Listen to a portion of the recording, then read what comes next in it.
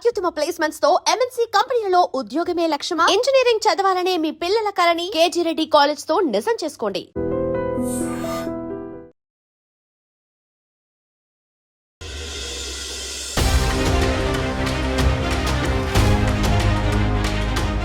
Welcome to iDream news. This is Pawan.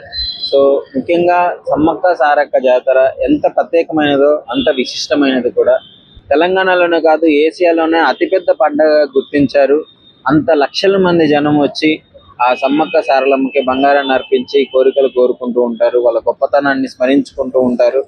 ముఖ్యంగా అది పండగే కాదు, ఒక చరిత్ర కూడా. ఆ ఇద్దరు సమ్మక్క సారక్కల చరిత్ర, ఆ ధైర్య సాహసాలు అన్ని గుర్తు చేసుకుంటూ మొత్తం అక్కడున్న ప్రదేశాలన్నీ చూసి ఒకసారి అందరూ తెలంగాణలోనే అత్యధికంగా చేసుకునే పండుగ. ముఖ్యంగా సమ్మక్క సారలక్క జాతర వల్ల తెలంగాణ ఆర్టీసీకి దాదాపు 123 కోట్ల ఆదాయం వచ్చిందని చెప్పుకోవచ్చు. చాలా వాటికి స్పెషల్ బస్సులు అయితే వేయడం జరిగింది. 4000కు పైగా స్పెషల్ బస్సులు వేసి ఈ సమ్మక్క సారలక్క జాతరని ఒక స్పెషల్ గా చూసుకోవడం జరిగింది. ఇది గత సంవత్సరం కంటే సార్ ఎక్కువగా బస్సును ప్రొవైడ్ చేశారు. ఎందుకంటే లక్షల్లో వేలల్లో జనాలు వెళ్తున్నారు కాబట్టి. మనం ముఖ్యంగా చూసుకుంటే ఈసారి ఒక్క ఉమ్మడి ఖమ్మం జిల్లాలోనే దాదాపు 3.5 కోట్ల ఆదాయం వచ్చింది. అదేవిధంగా మన స్టేట్ మొత్తం చూసుకుంటే 4000 బస్సులు స్పెషల్ బస్సులు ప్రొవైడ్ చేయడం జరిగింది. ఓన్లీ మన సమ్మక్క జాతర కోసం, సమ్మక్క సారలక్క జాతర కోసం 4000 స్పెషల్ బస్సులు వేయడం వల్ల ఆర్టీసీ నష్టాల్లో ఉందిగా. కానీ ఈసారి మాత్రం 123 కోట్ల వరకు ఆదాయం వచ్చినట్టయితే గణాంకాలు చెప్తున్నాయి. చాలా పెద్ద ఎత్తున లాభం వచ్చింది. నష్టాల్లో ఉన్న ఆర్టీసీకి ఎంత పెద్ద ఎత్తున రావడం అంటే మీరు అర్థం చేసుకోవచ్చు ఎంత మంది జనాలు వెళ్ళడం జరిగిందో. మన రాష్ట్రం నుంచే కాదు, దేశంలో నలుమూల నుంచి ఎక్కడికి వెళ్ళినా కానీ ఈ సమ్మక్క సారక్క జాతరకి అయితే డెఫినెట్లీ వస్తారు. సో మేడారంలో ఇంత గొప్ప పండుగ జరుగుతుంది. అంటే ఎంతో మంది అన్ని కోరికలు చదువుకోని వాళ్ళు ఎంతమంది కోటీశ్వర్లు అయినా సరే వెళ్ళి అక్కడ బంగారాన్ని సమర్పిస్తారు. బెల్లాన్ని బంగారం అంటారు అక్కడ. సో దాన్ని సమర్పించుకుని వాళ్ళు కోరికలు కోరుకోవడం జరుగుతుంది.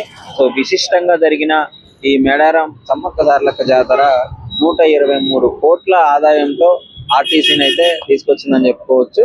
అంటే గవర్నమెంట్ కూడా ఈసారి ప్రత్యేక శ్రద్ధలు తీసుకుంది. ఎక్కువ బస్సులు ప్రొవైడ్ చేయడము, ఫ్రీ బస్సులు ఉన్నాయి కదా, ఫ్రీ బస్సులు చూసుకుంటూ అదేవిధంగా స్పెషల్ బస్సులు ప్రొవైడ్ చేసుకుంటూ అంటే కొత్త బస్ స్టాప్లు కూడా పెట్టడం జరిగింది. ఈ జనాల రద్దీని దృష్టిలో పెట్టుకొని చాలా వాటికి కొత్త బస్ స్టాండ్లు పెట్టడం జరిగింది, స్టాప్స్ పెట్టడం జరిగింది.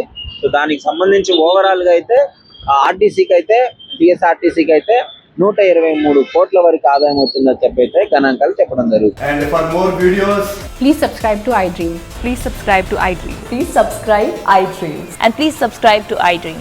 For more videos, subscribe to iDream. please like, share and subscribe to the channel. Congratulations, iDream. Subscribe to iDream.